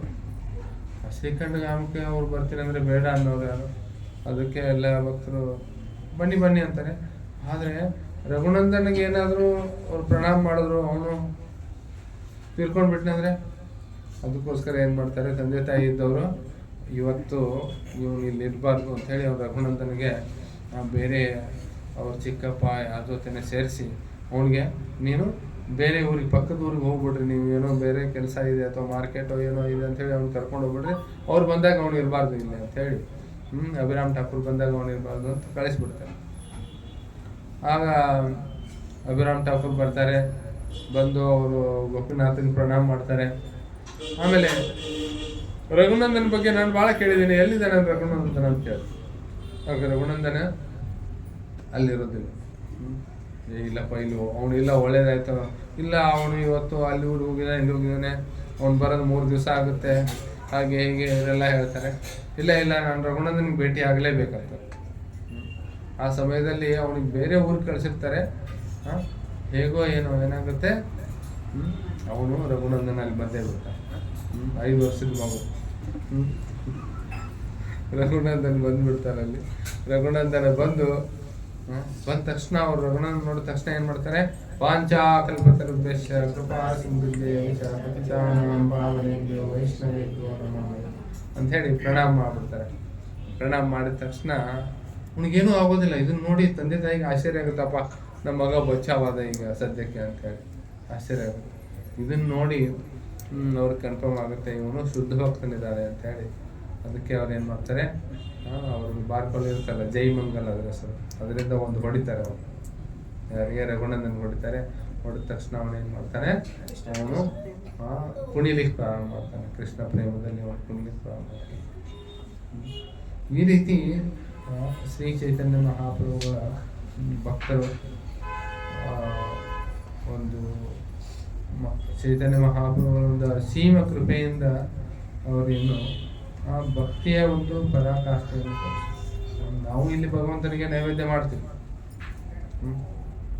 ಆದರೆ ಭಗವಂತ ಅದನ್ನು ಸ್ವೀಕಾರ ಮಾಡ್ತಾರೋ ಇಲ್ಲೋ, ಭಗವಂತ ಸ್ವೀಕಾರ ಮಾಡ್ತಾರಾ ಇಲ್ವೋ, ನಮ್ಮಲ್ಲಿ ಅಷ್ಟು ಪ್ರೇಮ ಇದೆಯಾ ಭಗವಂತ ನಮ್ಮ ಕೈಯಿಂದ ಸ್ವೀಕಾರ ಮಾಡಲಿಕ್ಕೆ?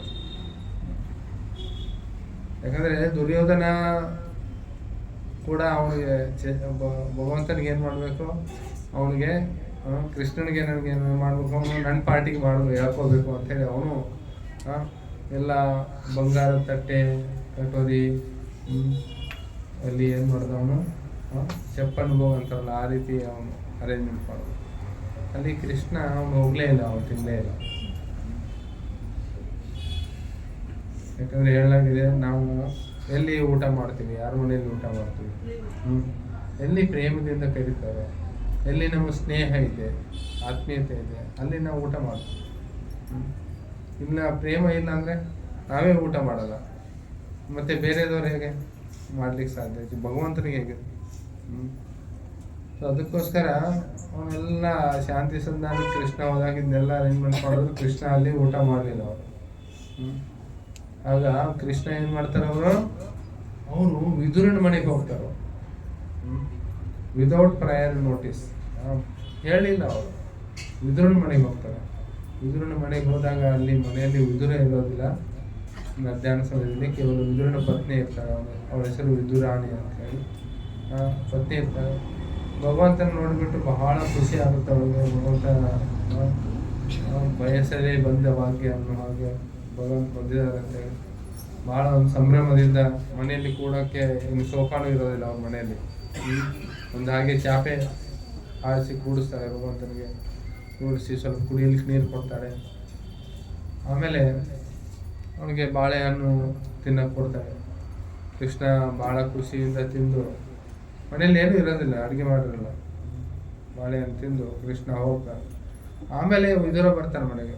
ವಿದುರ ಮನೆಗೆ ಬರ್ತಾನೆ. ಬಂದ ತಕ್ಷಣ ಏನಾಗುತ್ತೆ, ವಿದುರಾಣಿ ಭಾಳ ಖುಷಿಯಿಂದ ಅವಳು ನೃತ್ಯ ಮಾಡ್ತಾ ಇದ್ದಾಳೆ. ವಿದುರ ಕೇಳ್ತಾನೆ, ಏನಾಯ್ತು ಇವತ್ತು? ಏನಿಲ್ಲ, ಇವತ್ತು ಏನು ನಮ್ಮ ಭಾಗ್ಯ, ಭಗವಂತ ಇವತ್ತು ನಮ್ಮ ಮನೆಗೆ ಬಂದುಬಿಟ್ಟಿದ್ರು, ನಮ್ಮ ಮನೆಗೆ ಬಂದುಬಿಟ್ಟು.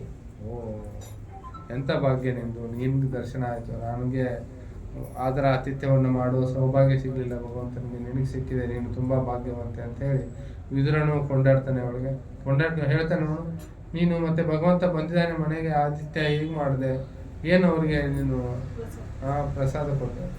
ಇಲ್ಲ, ಮನೇಲಿ ಏನು ಅಡುಗೆ ಇರಲಿಲ್ಲ, ಅದಕ್ಕೋಸ್ಕರ ಅರ್ಜೆಂಟಾಗಿ ಬಂದಿದ್ರು, ಅದಕ್ಕೆ ಏನು ಮಾಡಿದೆ, ಒಂದು ಸ್ವಲ್ಪ ಬಾಳೆಹಣ್ಣುಗಳನ್ನು ಕೊಟ್ಟೆ, ಬಾಳೆಹಣ್ಣು ತಿಂದು. ಭಾಳ ಒಳ್ಳೆಯದು, ನಿನ್ನ ಕೈಯಿಂದ ಬಾಳೆಹಣ್ಣು ಭಗವಂತ ಸ್ವೀಕಾರ ಮಾಡಿದರೆ ನೀನೇ ಭಾಗ್ಯವಂತೆ ಅಂತೇಳಿ ಎಲ್ಲ ಕೊಂಡಾಡ್ತಾನೆ. ಅಷ್ಟರಲ್ಲಿ ನೋಡ್ತಾನೆ, ವಿದುರ ನೋಡಿದ್ರೆ ಮನೆ ಮೂಲೆಯಲ್ಲಿ ಕಸ ಎಲ್ಲ ಎಸೀತಿರ್ತಾರಲ್ಲ ಒಂದು ಮೂಲೆಯಲ್ಲಿ, ಅಲ್ಲಿ ನೋಡಿದ್ರೆ ಬಾಳೆಹಣ್ಣುಗಳು ಬಿದ್ದಿದ್ದಾವೆ. ಹೇಳಿದಾವೆ, ಬಾಳೆಹಣ್ಣುಗಳು ಬಿದ್ದಿದ್ದಾವೆ, ಸಿಪ್ಪೆಗಳು ಕಾಣಿಸ್ತಾ ಇಲ್ಲ. ಅದನ್ನು ನೋಡಿ ಅವನು ಸ್ವಲ್ಪ ಇಲ್ಲಿ ಬಾ, ಇದೇನು ನೋಡು, ಇದು ನೋಡಿದ್ರೆ ಅಲ್ಲಿ ನೋಡಿದ್ರೆ ಏನಂತ ಬಾಳೆಹಣ್ಣು. ಅವಳಿಗೂ ಆಶ್ಚರ್ಯ ಆಗುತ್ತೆ, ಸಿಪ್ಪೆಗಳೇ ಇಲ್ಲ. ಅಂದರೆ ಅವಳು ಸಂಭ್ರಮದಲ್ಲಿ ಏನು ಮಾಡಿರ್ತಾಳೆ, ಬಾಳೆಹಣ್ಣು ಎಸೆದು ಬಿಟ್ಟು, ಬಾಳೆಹಣ್ಣು ಸುಲಿದು ಬಾಳೆಹಣ್ಣು ಎಸೆಯೋದು, ಸಿಪ್ಪೆ ಕೊಡೋದು. ಅದನ್ನು ಯಾಕಂದರೆ ಅವಳು ಪ್ರೇಮದಿಂದ ಕೊಟ್ಟಿದ್ದಾಳೆ, ಅದಕ್ಕೆ ಏನು ಮಾಡ್ತಾರೆ, ಕೃಷ್ಣ ಅವನು ಸಿಪ್ಪೆಯನ್ನು ತಿಂದೆ, ಖುಷಿಯಿಂದ ಸಿಪ್ಪೆಯನ್ನು ತಿಂದಿರ್ತಾನೆ. ಆ ರೀತಿ ಅದೊಂದು ಹಾಡು ಇದೆಯಲ್ಲ, ಅದಕ್ಕೆ दुर्योधन का भोग न कायो, रूख शाक विदुर गर कायो, ऐसे प्रेम पुजारी राधे श्याम श्याम श्याम, ऐसे प्रेम पुजारी राधे श्याम श्याम श्याम. ಅಂದರೆ ಪ್ರೇಮದಿಂದ ಅವಳು ಸಿಪ್ಪೆ ಕೊಟ್ಟರು ತಿಂದ ಕೃಷ್ಣ. ಕೃಷ್ಣ ಅವನು ನಿತ್ಯ ತೃಪ್ತ, ಅವನು ಆತ್ಮಾರಾಮ. ಅವನಿಗೇನು ಹೊರಗಡೆಯಿಂದ ಹೊಟ್ಟೆ ತುಂಬ್ಕೋಬೇಕಾಗಿಲ್ಲ, ಹೊರಗಡೆಯಿಂದ ಆನಂದವನ್ನು ಪಡಿಬೇಕಾಗಿಲ್ಲ, ಹೊರಗಡೆಯಿಂದ ಎಂಜಾಯ್ಮೆಂಟ್ ಮಾಡಬೇಕಾಗಿಲ್ಲ. ಏನೋ ಅವನಿಗೆ ಅದ್ಯಾವುದು, ಅವನು ಖುಷಿ ಆಗ್ಬೇಕಾದ್ರೆ 3 ಗಂಟೆ ದುರಂಧರ ಯಾವುದೋ ಒಂದು ಸಿನಿಮಾ ನೋಡೋಕೆ ಹೋಗ್ಬೇಕಾಗಿಲ್ಲ. ಅವನು ಸಿನಿಮಾ ನೋಡಿ ಬಂದಮೇಲೆ ಅವ್ನಿಗೆ ಖುಷಿ ಆಗುತ್ತಂತಲ್ಲ. ಅವನು ಆತ್ಮಾರಾಮ ಆಗಿದ್ದಾನೆ ಭಗವಂತ. ಭಗವಂತನಿಗೇನು ನಾನು ಶೃಂಗಾರ ಮಾಡಿದ್ರೆ ಅವನಿಗೆ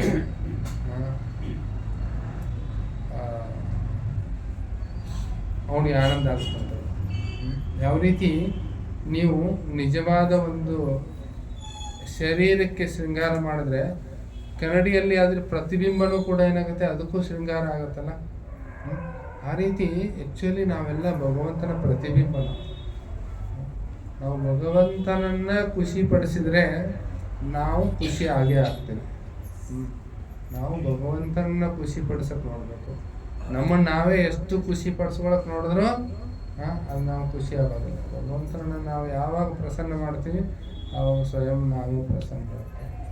ಹರೇ ಕೃಷ್ಣ ಕೃಷ್ಣ ಕೃಷ್ಣ ಹರೇ ಹರೇ ರಾಮ